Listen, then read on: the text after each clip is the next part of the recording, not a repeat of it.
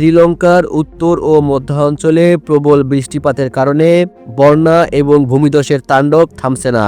মাত্র কয়েকদিনে ভারী বর্ষণের ফলে নদীর পানি বহমান সীমা অতিক্রম করেছে এবং পাহাড়ি অঞ্চলে মাটি ধসের ঘটনা ঘটেছে। স্থানীয় কর্তৃপক্ষ জানিয়েছে এ পর্যন্ত অন্তত ৩২ জন নিহত হয়েছেন, আরও ১৪ জন এখনও নিখোঁজ।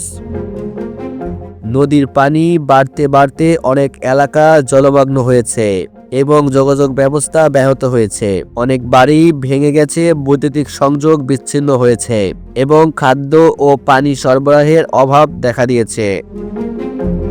বিশেষজ্ঞরা সতর্ক করেছেন, পাহাড়ি এলাকার ভূমিধসের ঝুঁকি এখনও রয়েছে। স্থানীয় সংবাদ মাধ্যমের রিপোর্ট অনুযায়ী বহু পরিবার এখন আশ্রয় কেন্দ্রে বসবাস করছে।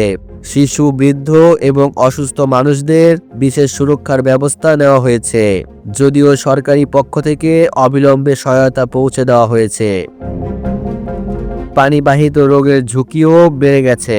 স্বাস্থ্য বিভাগ সতর্ক করে দিয়েছে, রোগের প্রাদুর্ভাব রোগে পিউরিফায়ার পানি এবং চিকিৎসা সাপোর্ট অপরিহার্য। এই প্রাকৃতিক দুর্যোগের প্রভাব শুধু জীবনহানি নয়, বরং অর্থনীতি এবং স্থানীয় জীবনযাত্রার ওপরও ব্যাপক প্রভাব ফেলেছে।